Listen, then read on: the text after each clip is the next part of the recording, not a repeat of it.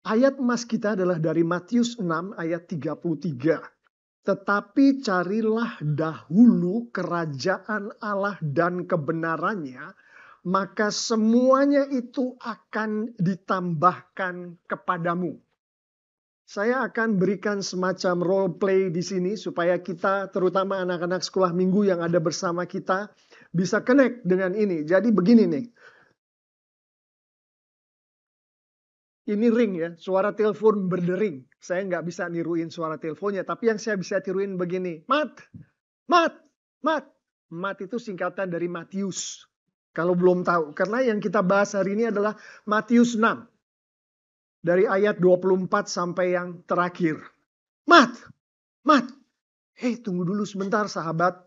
Matius nih yang ngomong, tunggu dulu sebentar sahabat. Saya sedang mendengarkan Rabi, itu yang disebut pada saat itu untuk Tuhan Yesus, guru menyampaikan khotbahnya. Ini khotbah banyak sekali yang datang nih.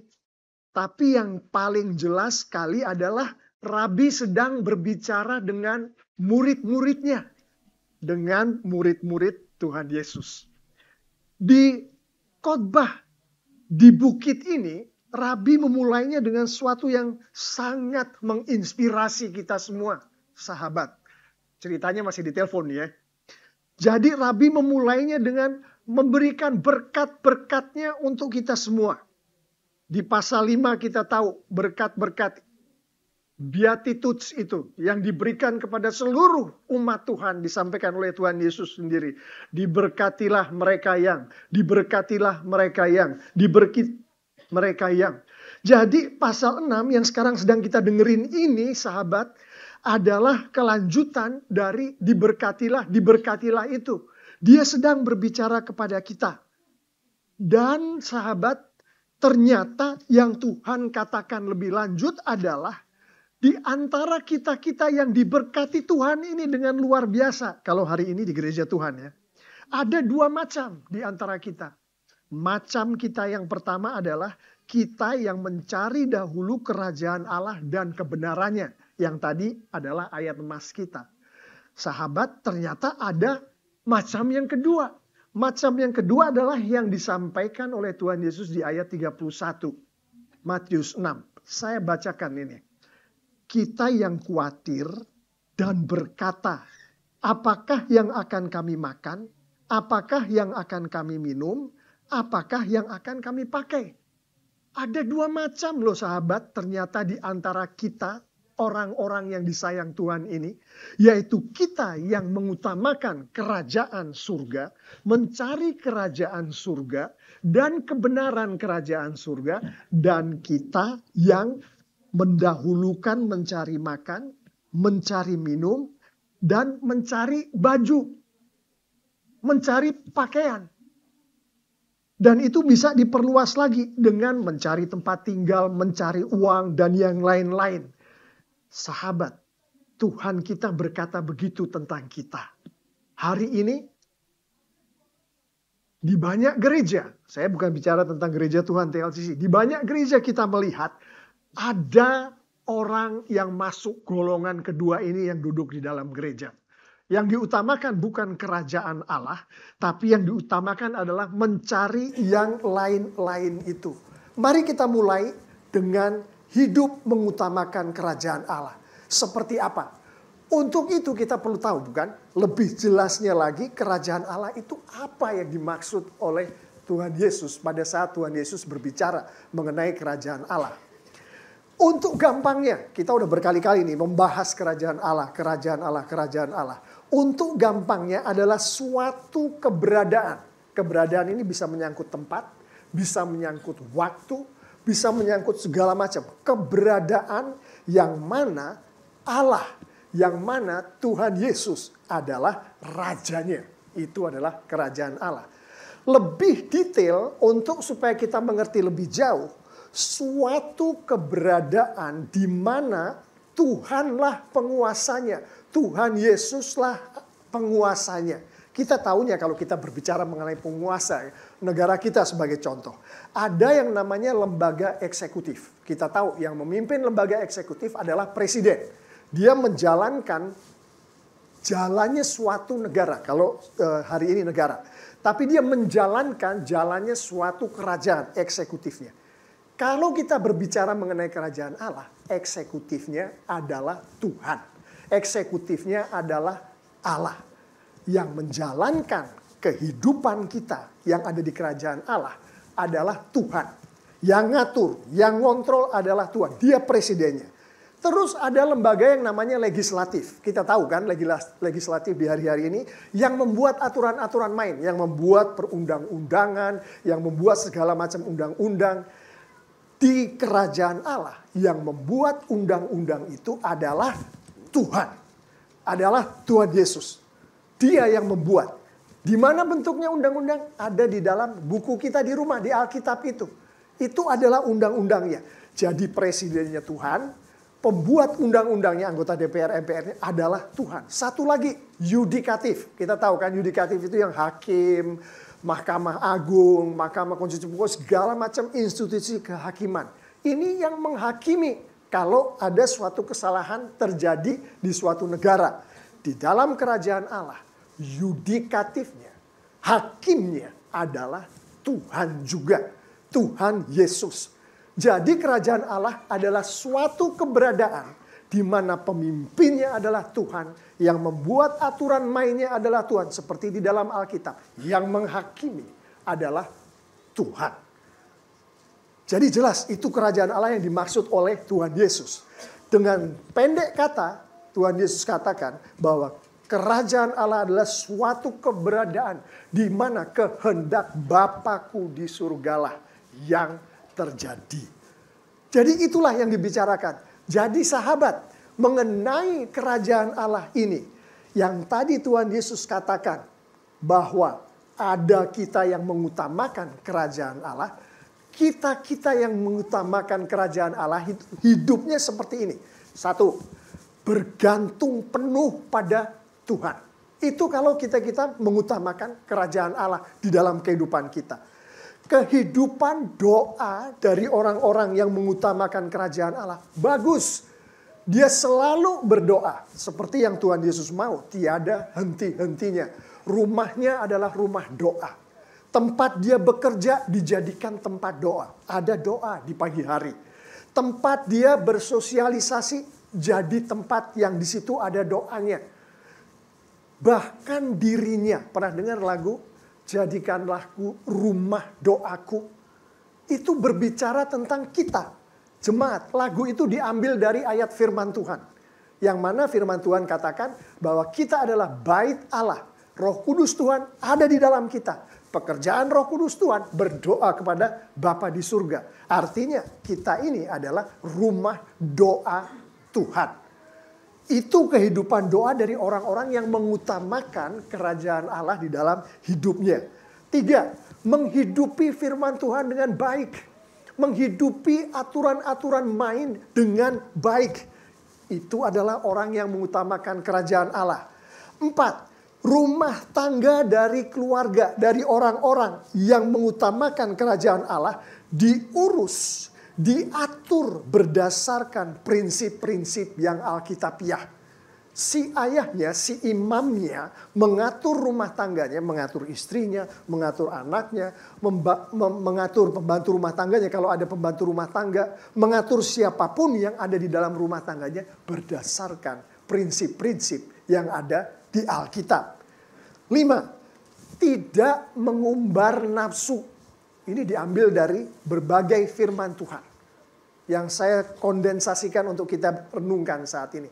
Orang yang hidup mengutamakan kerajaan Allah tidak mengumbar nafsunya. Karena dia tahu bahwa yang berkuasa bukan dia. Di rumah tangganya itu yang berkuasa bukan si ayah. Bukan si ibu. Yang berkuasa adalah si rajanya tadi. Tuhan Yesus. Jadi semua yang keluar dari diri seseorang, entah dia ayah, entah apa. Dia misalkan mau marah nih. Dia melihat sesuatu yang gak benar nih terjadi di dalam rumah tangganya. Terutama kita yang punya anak-anak muda ya. Yang masih remaja-remaja itu dia lihat nih segala macam benar. Sebelum dia melakukan tindakan yang mengumbar nafsu seperti marah, menjatuhkan hukuman tertentu, mau begini tertentu. Dia harus pikir yang paling tinggi posisinya di dalam rumah tangga dia bukan dia. Yang paling tinggi adalah karena rumah tangganya itu bagian dari kerajaan surga. Tuhan Yesus yang paling tinggi. Jadi kalau dia mau marah misalkan, dia harus menghormati dong yang paling tinggi. Dikontrol marahnya itu. Sehingga kalau orang luar melihat, rumah ini seperti gak ada yang mimpin. Si ayahnya seenaknya sendiri memperlakukan anak-anaknya. Suami memperlakukan istrinya seenaknya sendiri. Padahal anak Tuhan. Dia apa gak tahu bahwa Kristus katakan utamakan kerajaan Allah. Itu salah satu yang dimaksud dengan tidak mengumbar nafsu. Masih banyak lagi dengan mengumbar nafsu ini. Nafsu marah, nafsu untuk mengatur, mengontrol. Nggak marah tapi mau mengontrol segala macam nafsu.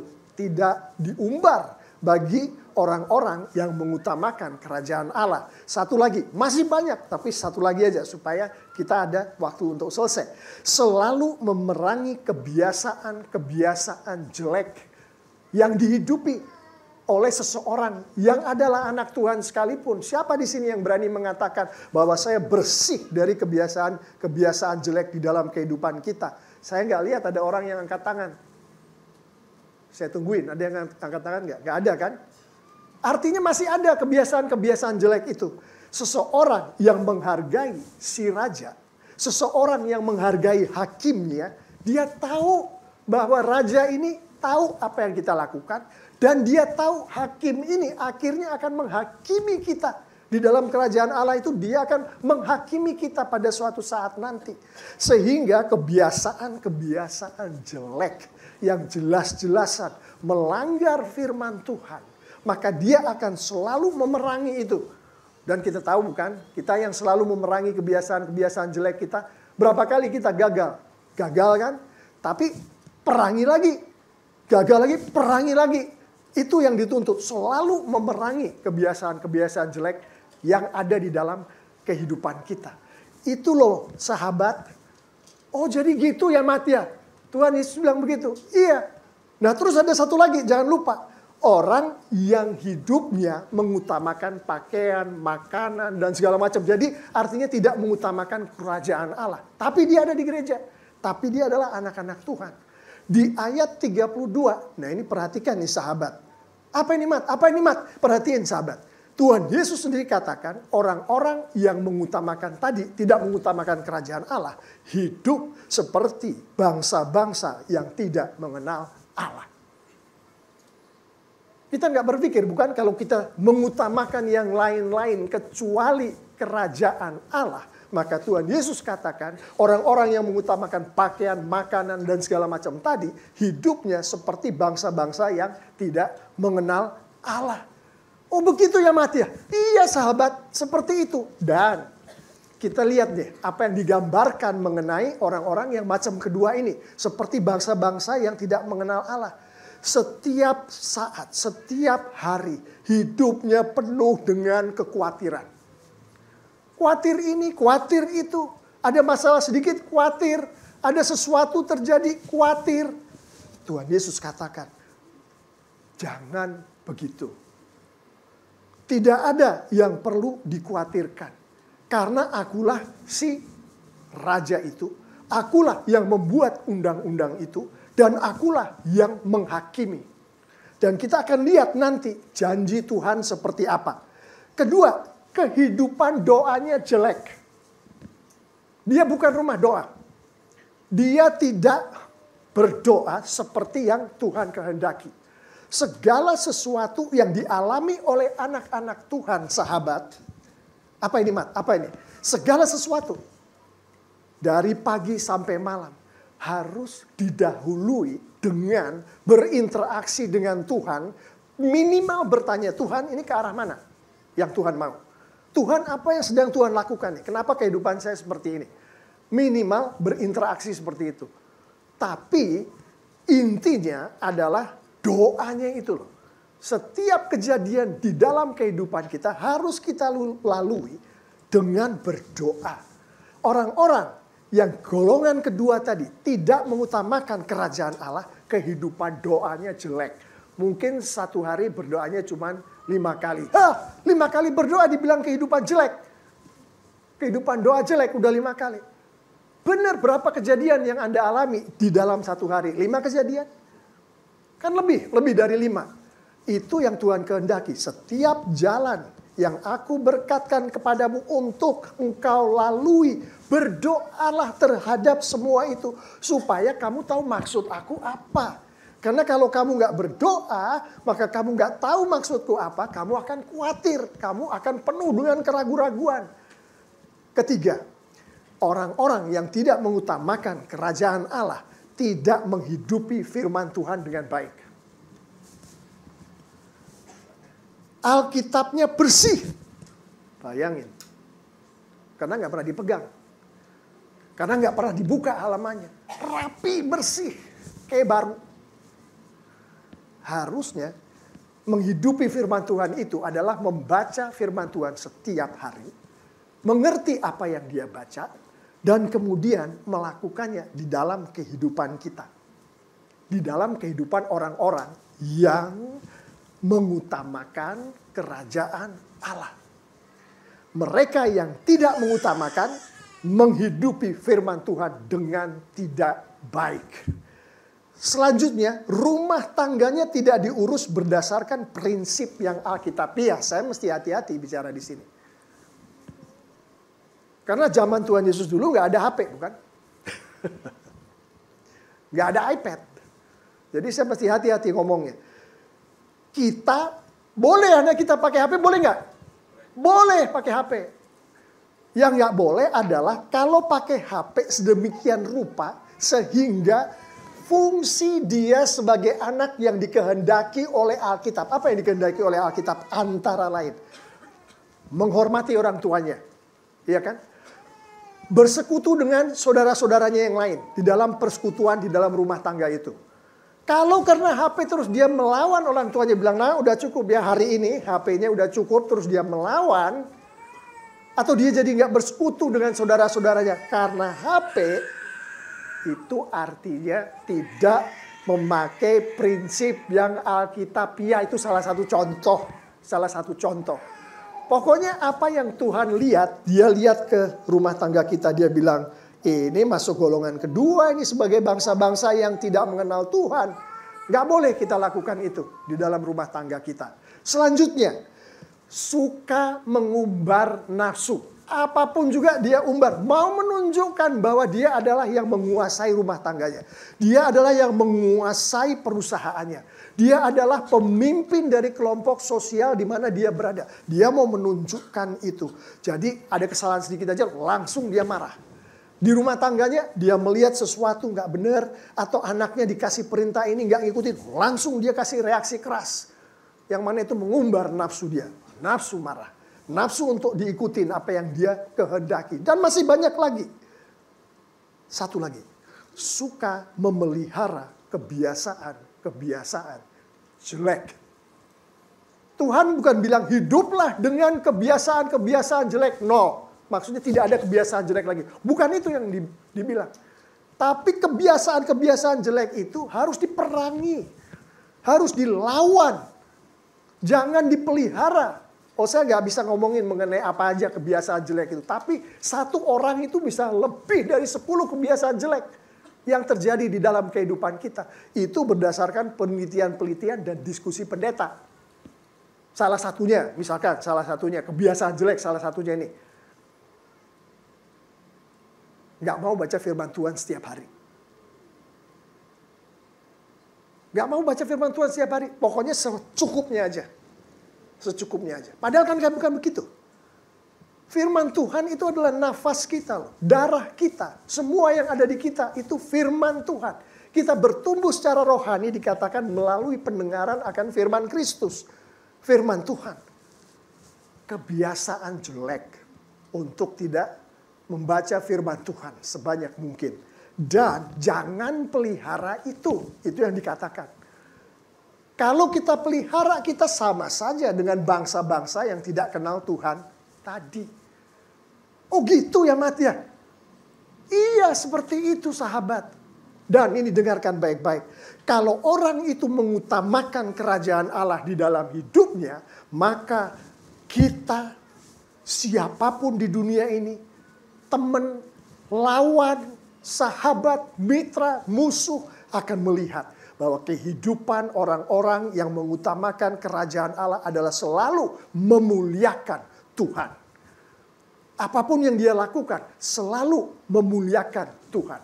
Ini bisa dijabarkan berhari-hari, selalu memuliakan Tuhan. Tapi kita tahu, apa yang kita lakukan pada saat tertentu memuliakan Tuhan atau tidak, kita tahu sebagai anak-anak Tuhan. Kenapa? Karena di dalam kita ada Roh Kudus Tuhan. Bayangin aja kita mulai melakukan hal yang tidak benar di perusahaan tempat kita bekerja. Datang telat misalkan. Pulang lebih awal, itu kan mencuri dari perusahaan. Benar nggak di mata Tuhan? Kagak. Benar. Memuliakan Tuhan nggak? Kagak mungkin memuliakan Tuhan. Orang nggak benar menurut firman Tuhan. Udah pasti tidak memuliakan Tuhan. Nah, orang-orang yang masuk golongan pertama, yaitu yang hidup mengutamakan kerajaan Allah, tidak akan melakukan itu. Dan masih banyak lagi yang tidak akan dia lakukan. Hidupnya memuliakan Tuhan. Oh, jadi gitu ya Mat ya. Iya. Nah, sahabat, ini satu lagi nih justru yang harus kita camkan lebih dalam lagi. Yaitu yang golongan kedua. Orang-orang yang hidupnya seperti bangsa-bangsa yang tidak mengenal Allah. Yang tidak mengutamakan kerajaan Allah. Yaitu orang-orang yang seperti ini hidupnya memuliakan ilah lain selain Tuhan. Memuliakan ilah lain selain Tuhan. Jelek banget apa yang dibilang oleh Tuhan Yesus ini. Untuk anak-anak Tuhan. Hidup seperti itu. Contohnya, kita bekerja keras. Satu keluarga ya. Keluarga anak Tuhan. Keras sekali kita bekerja. Katanya memuliakan Tuhan. Katanya. Pagi jarang ketemu anak. Terus berangkat kerja. Pulangnya malam anak-anak udah tidur. Ya kan? Ada di antara kita yang seperti itu. Siapa yang dipermuliakan? Tempat kerjanya kah?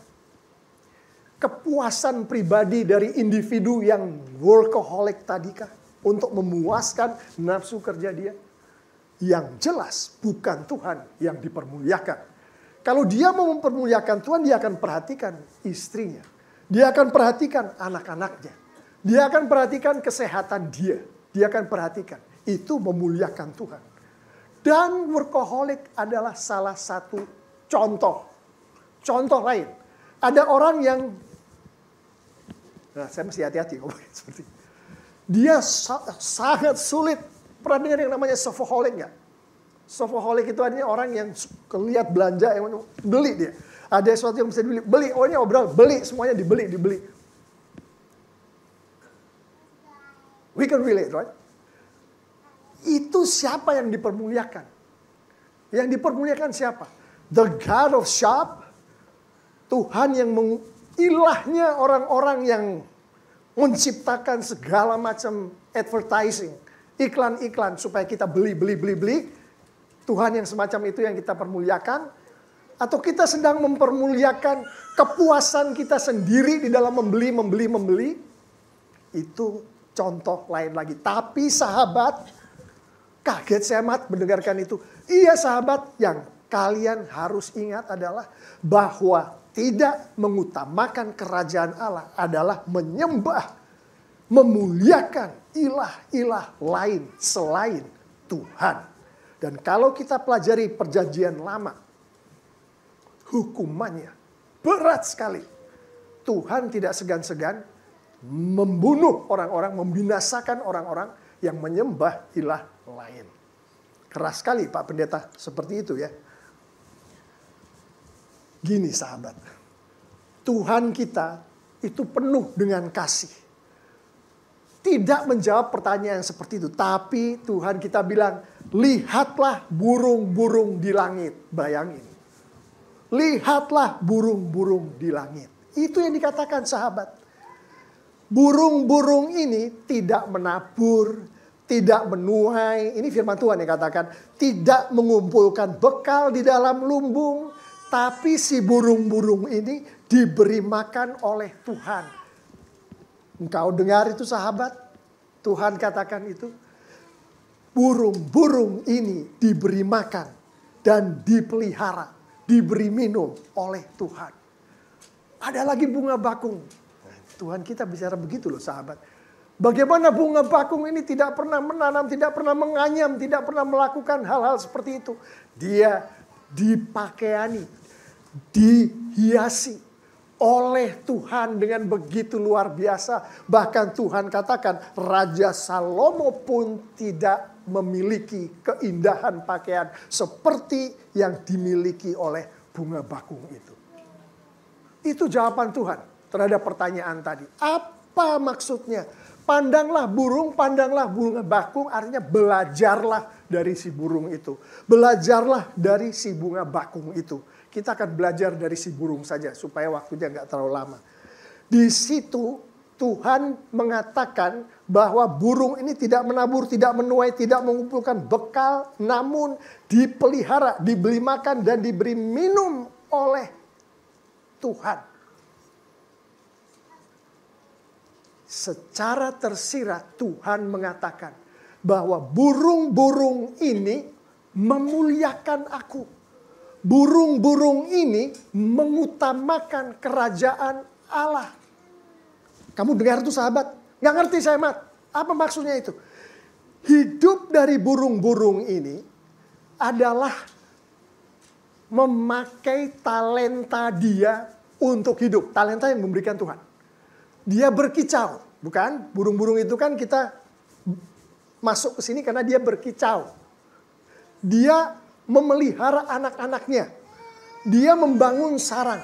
Semua itu terjadi karena si burung ini mempergunakan talenta yang diberikan oleh Tuhan. Jadi dia memuliakan Tuhan, mengutamakan kerajaan Allah, mempergunakan talentanya. Berkicau dengan merdu, semua orang terhibur, Tuhan terhibur. Dan melalui kerja kerasnya,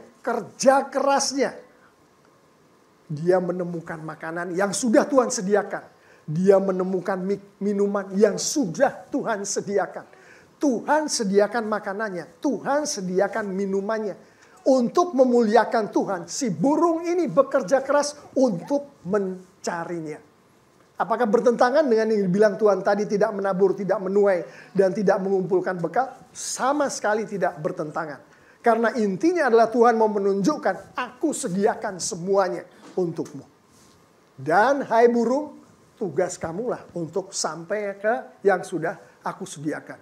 Jadi gak ada yang namanya enak-enakan terus diberkati. Bukan seperti itu cerita mengenai burung ini, burung di langit. Dia diberkati, dia bekerja keras. Itulah yang dimaksud. Dan kita lihat nih bagaimana kehidupan si makhluk yang mengutamakan kerajaan Allah. Yang memuliakan Tuhan. Dia tidak khawatir akan apa yang akan dimakan dan diminumannya. Pernah lihat burung khawatir? Burung-burung bermigrasi itu dia khawatir. Aduh saya lagi khawatir nih gak dapat makanan, gak dapat minuman. Terus karena khawatir lagu-lagunya dikurangin. Kicauannya terus jadi nggak merdu. Segala macam yang dia lakukan seperti membuat sangkarnya itu jadi berkurang. Ada lubang-lubangnya sangkarnya yang menunjukkan kekhawatiran dia. Pernah lihat burung yang seperti itu? Saya nggak pernah lihat. Kalau ada yang pernah lihat, tolong saya ditelepon, dikasih tahu. Kagak ada. Semuanya dengan sepenuh hati memuliakan Tuhan. Mengutamakan kerajaan Allah. Dan salah satu yang Tuhan berkatkan adalah dia, si burung itu tidak khawatir akan apa yang akan dimakannya dan diminumnya. Itu loh sahabat yang Tuhan tunjukkan kepada kita. Bagaimana menghidupi kerajaan Allah itu sesungguhnya. Mari kita kembali ke ruangan ini. Saya mengajak kita semua untuk pandanglah diri kita sendiri hari ini untuk menutup penyampaian firman Tuhan. Kita pandang diri kita sendiri. Pelajari diri kita sendiri. Apakah kita hidup untuk memuliakan Tuhan dan hanya memuliakan Tuhan? Gampangnya, inventarisasikan di dalam kehidupan kita talenta-talenta yang Tuhan berikan kepada kita. Seperti misalkan, talenta untuk bagus di dalam mengorganisir catatan-catatan secara administratif. Ada kan orang yang punya talenta itu, orang lain melihat angka-angka, catatan-catatan langsung pusing dia. Tapi ada orang yang lihat, oh ini harusnya begini nih, keuangannya harusnya begini nih, catatan ini masuk ke sini segala macam. Ada orang yang punya talenta seperti itu. Apakah kita pakai talenta itu untuk memuliakan Tuhan?